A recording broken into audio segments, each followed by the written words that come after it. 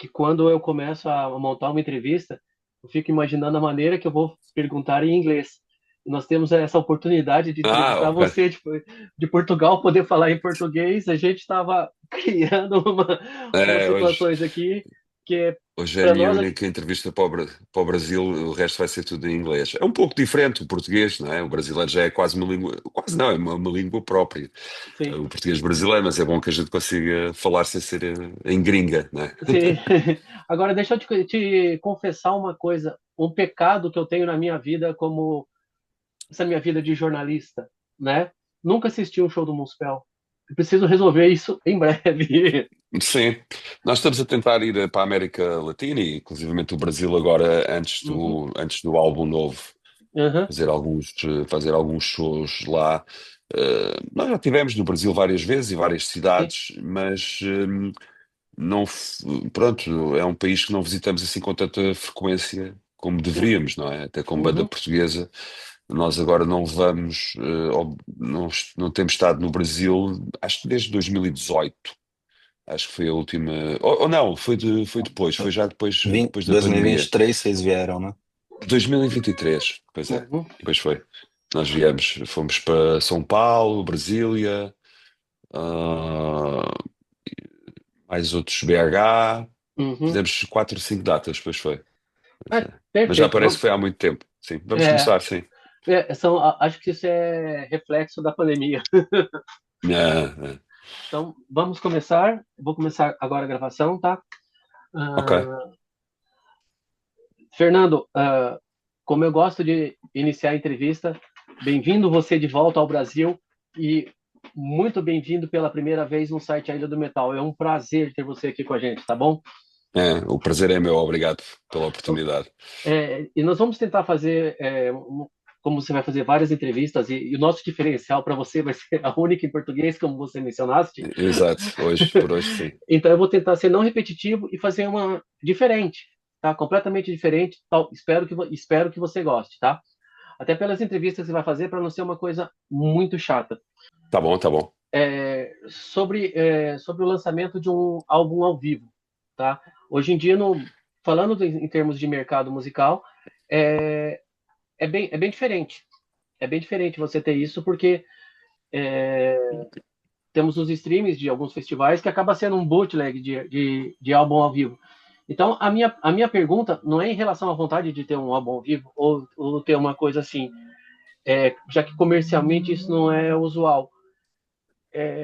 Como foi para vocês fazer esse álbum ao vivo e já incluindo também a parte de orquestra para vocês? Como foi Vamos falar como foi esse desafio de surgir a ideia?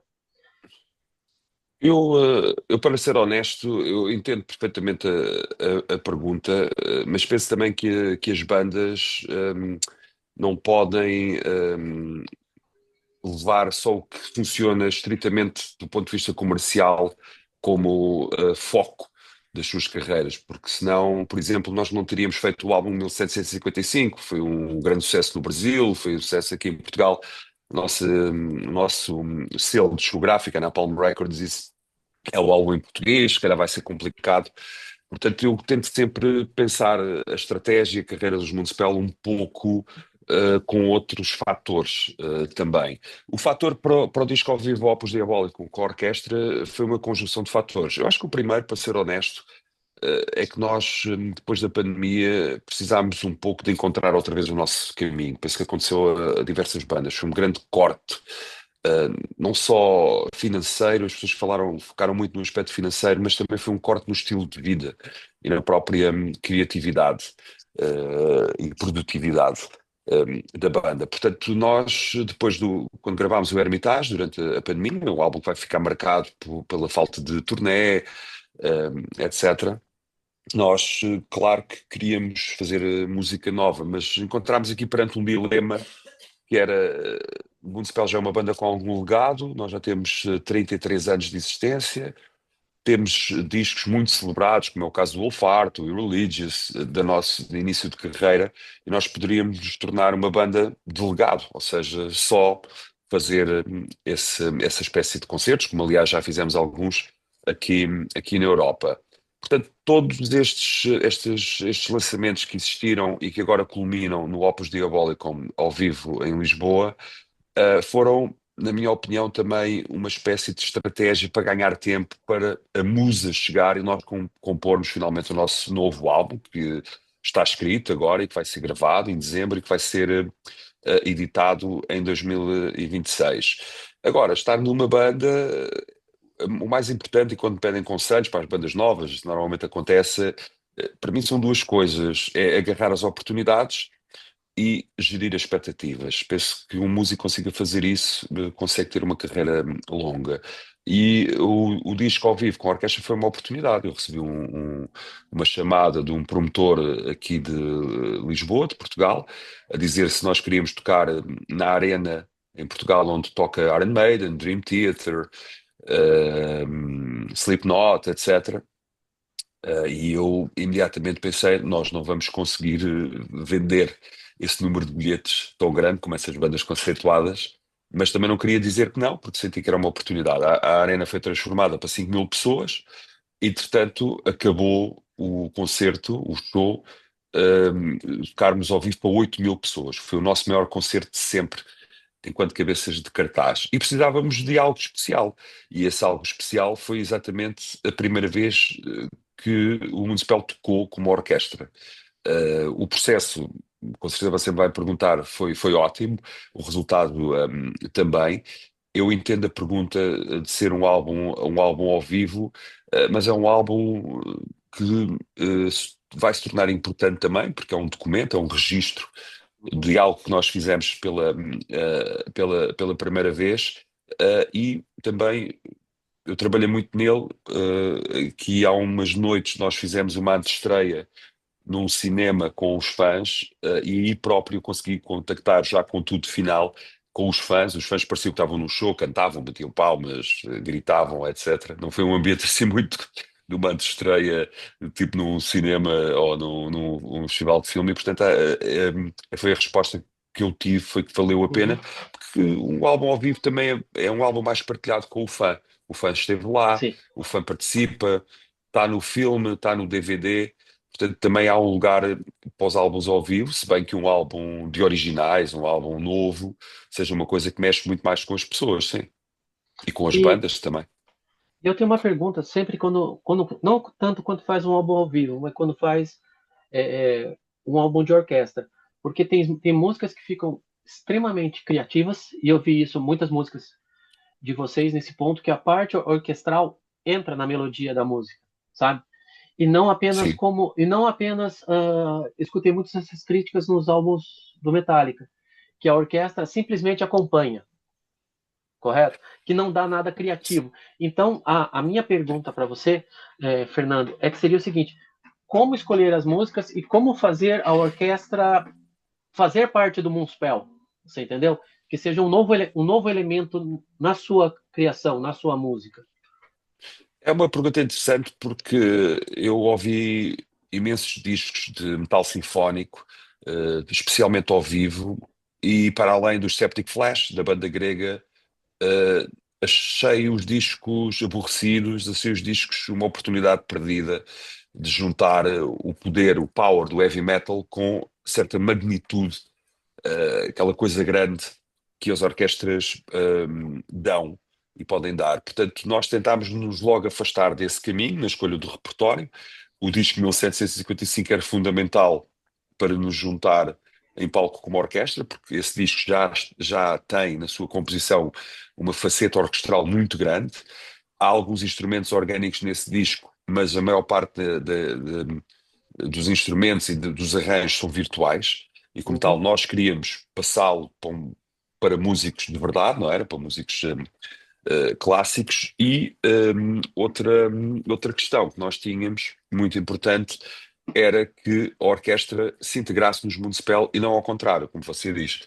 Portanto, que fosse um elemento aglutinador que viesse conferir alguma criatividade aos Municipal. Portanto, nós tentámos afastar-nos um bocado do canon metal sinfónico e fazer uma coisa que soasse mais viva, mais autêntica. Até as primeiras misturas do disco vinham com a orquestra muito em cima, e eu disse: não, isto é um disco de heavy metal com orquestra, não é um disco de orquestra com heavy metal. Portanto, tem que ser um disco sujo, tem que ser um disco agressivo, tem que ser um disco ao vivo, imperfeito, e não polido. E, portanto, tivemos exatamente no polo contrário do que se tornou hoje em dia, na minha opinião, o metal sinfónico, que é arranjos muito previsíveis, arranjos muito doces, e nós queríamos fazer exatamente o contrário. O melhor exemplo até é um tema que nós escolhemos, que é o instrumental Proliferation, que é do nosso disco Memorial, que é uma canção absolutamente desconhecida, por assim dizer, e é instrumental, mas é uma canção que para nós significava esse encontro, ou resumia esse encontro, porque a própria canção, o próprio tema foi composto em 2007, creio eu, baseado num sampler do Stravinsky, do compositor russo, do Rito da Primavera. Portanto, era essa fusão que nós queríamos fazer. O repertório, claro que era muito discutível, não era? O 1755 para nós não era negociável.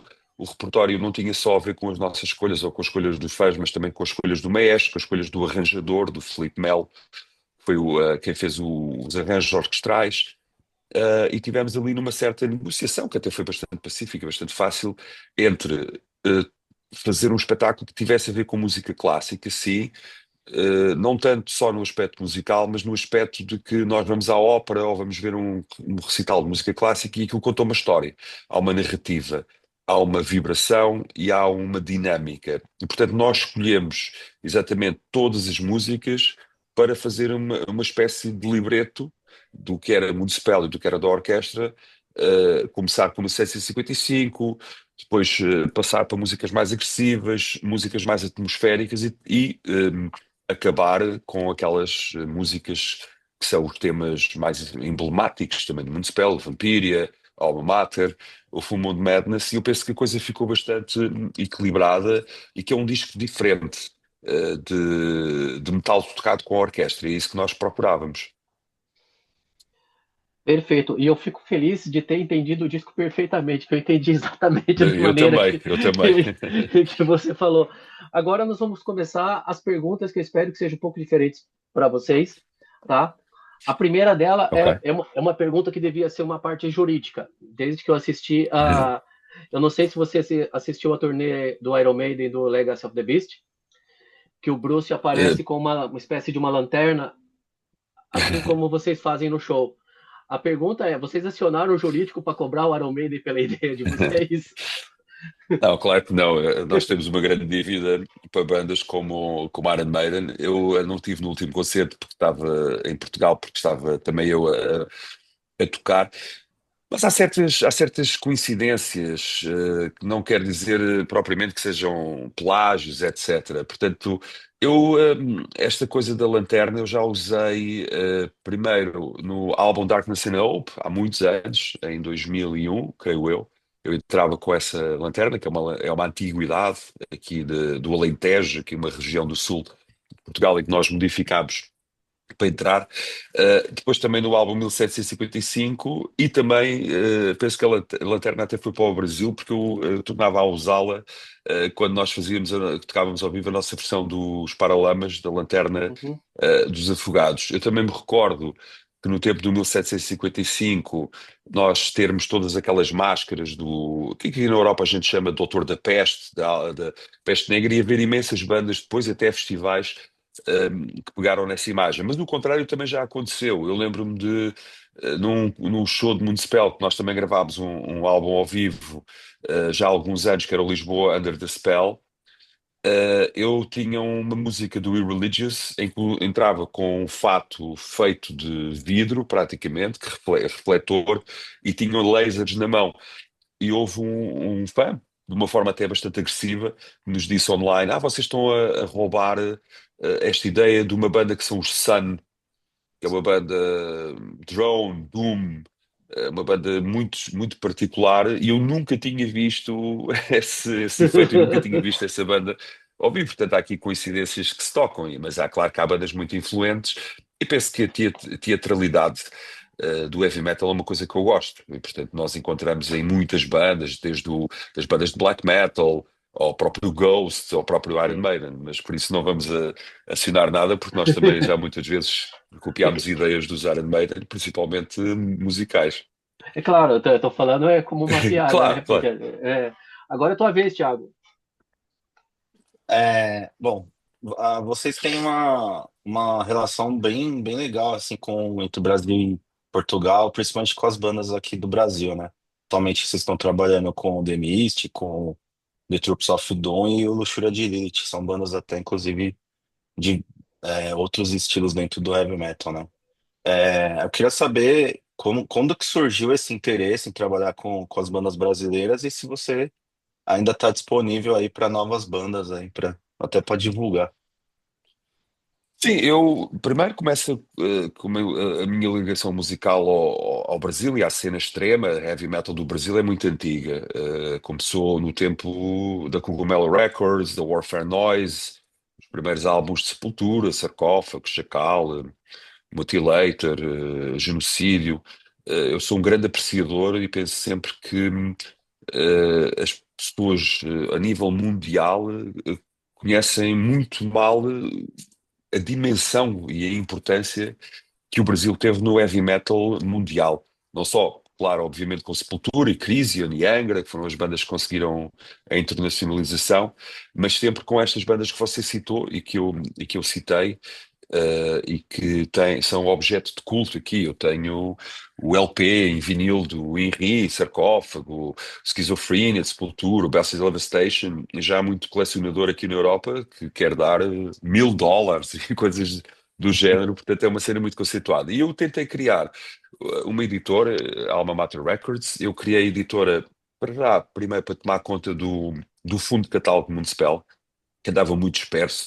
Existiam edições que eu não gostava, edições que eu não sabia, portanto eu falei com as editoras e tornei-me detentor dos direitos de Municipal, ou pelo menos licenciador oficial, portanto não há nada que saia de Municipal no mundo que eu não aprove. Penso que é como conservar o objeto de museu, não é? Você tem que curar, tem que cuidar do seu passado também, porque são fases importantes da nossa vida.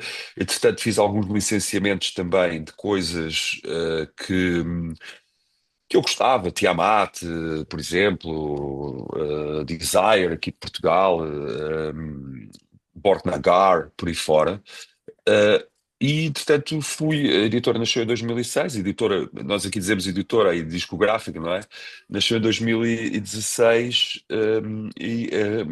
o conceito que evoluiu foi para editar bandas de heavy metal, independentemente do estilo. Pode ser power metal, pode ser black metal, pode ser death ou thrash metal, de Portugal e do Brasil. Para já são essas as bandas que nós editamos e que apostamos. E qual era a ideia? A ideia é que as bandas portuguesas e brasileiras, apesar da diferente dimensão do país, tenham as oportunidades de trabalhar com os produtores eh, que os Municipal trabalham, ou que as bandas gringas trabalham, ou que as bandas anglo-saxónicas trabalham, que foi o caso do The Troops of Doom.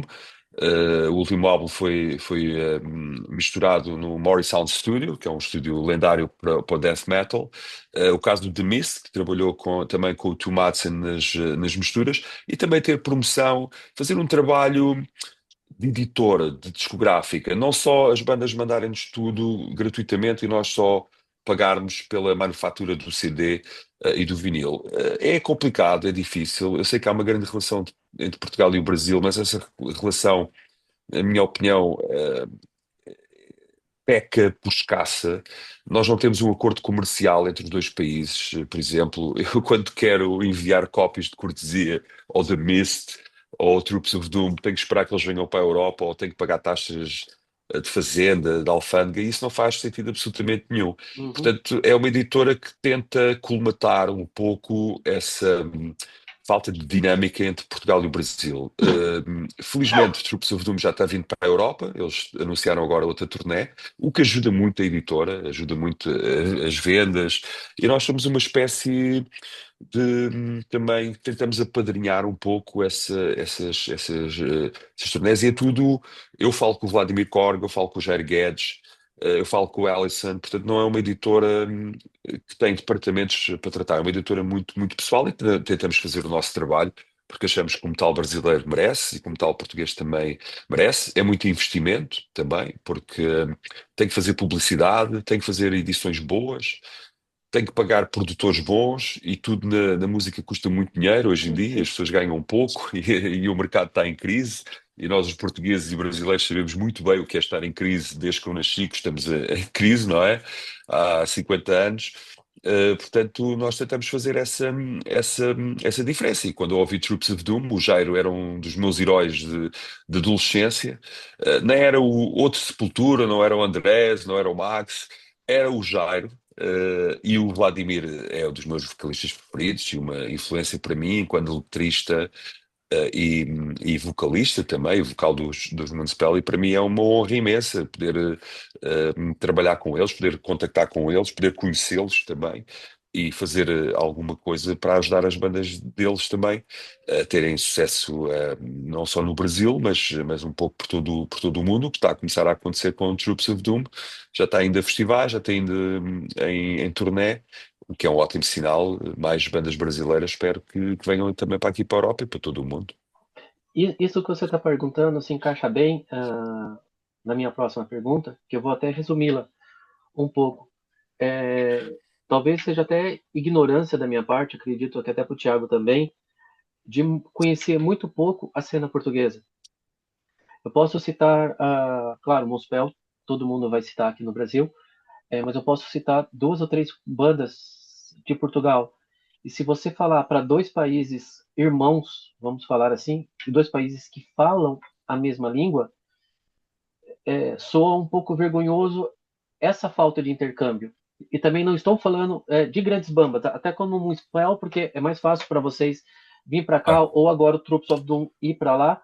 Mas, por exemplo, como outras bandas que você citou, por exemplo, são nossos amigos aqui, eu vou até citá-los aqui, como, por exemplo, o pessoal do Genocídio chegar à Europa.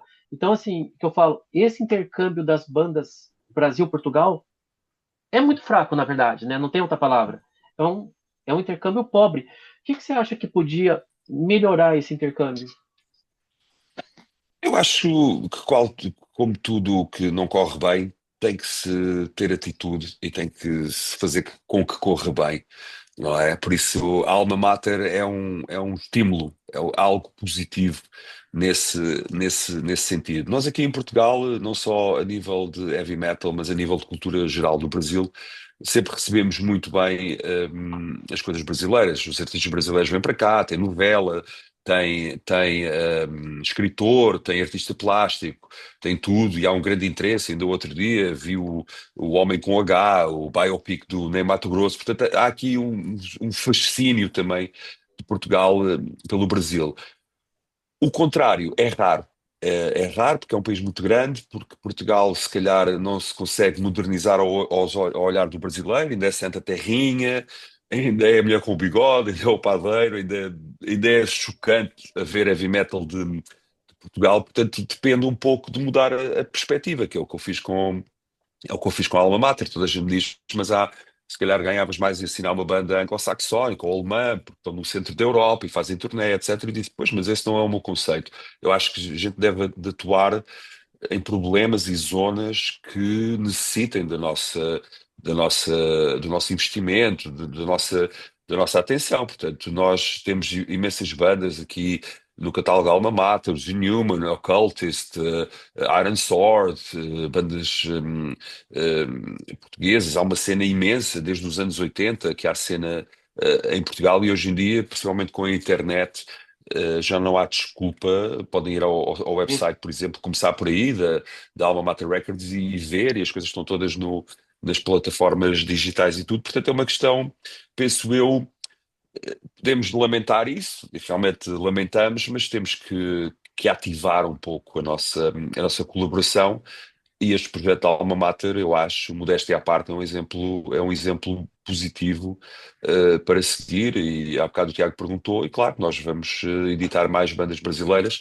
Nós não podemos editar todas as bandas que nos escrevem, porque senão ficaria difícil para todas as bandas, porque o que nós queremos fazer, também é uma parte do nosso objetivo, é editar com qualidade e dar às bandas um pouco mais do que só meter o CD aqui na Europa ou no digital circular. Isso é fácil, fazer crescer a banda e ajudar a ter turnê, ajudar a ter publicidade, é a parte em que nós podemos fazer a diferença, mas penso que os povos irmãos deviam fazer mais justiça a essa Sim. irmandade, sem dúvida, concordo consigo. Obrigado pela resposta, Fernando. Legal escutar isso de uma pessoa vinda de Portugal. Eu tenho uma pergunta que ela é clássica para mim, tá? E eu não vou fazê-la a você, porque você já superou todas as expectativas. Eu sempre peço para uma banda fazer falar um cover que gravaria que não seja metal. E você debulhou em Lanterna dos Afogados. Sim. Uma versão fantástica, então eu não vou pedir outra. E você comentou que você escolheu essa porque você a ouviu numa versão de novela. Sim. Você se vê gravando outra banda pop do Brasil que seja assim? Eu acho que sim, por exemplo, há uma cover que eu gostaria de fazer, mas o Sepultura já fez, que era o do Caos à Lama, dos Chic Zombie Nation. Uhum.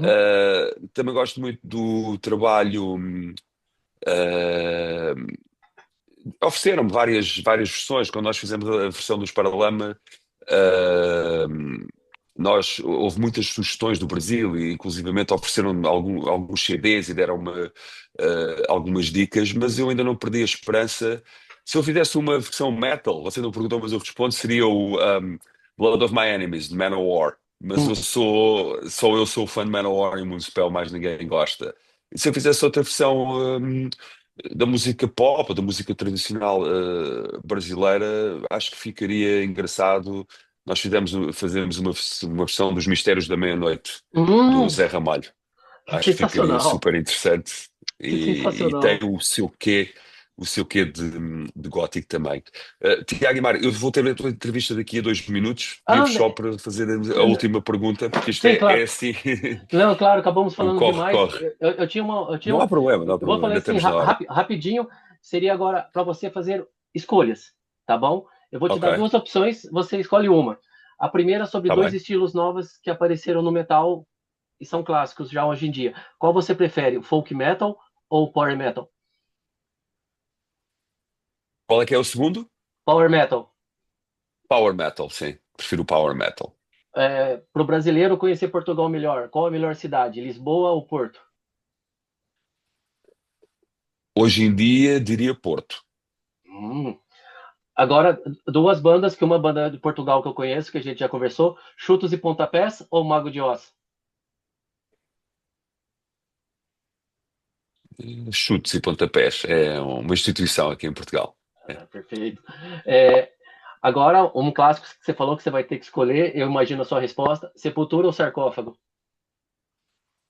Cara, você agora vai me arranjar problemas. Porque eu vou escolher o sarcófago. Oh, Eu agora uma, imaginei essa. agora uma pergunta, se você gosta de futebol. Cristiano Ronaldo ou Sim, Messi? gosto. Cristiano Ronaldo ou Cristiano Messi? Ronaldo. Agora uma Cristiano pergunta. Ronaldo. Agora uma pergunta. Cristiano Ronaldo ou Eusébio? Cristiano Ronaldo é Ah, o ícone nem é o ícone da minha geração. O ícone da minha geração chamava-se Paulo Futre ou Luís Figo, mas sem dúvida Cristiano Ronaldo.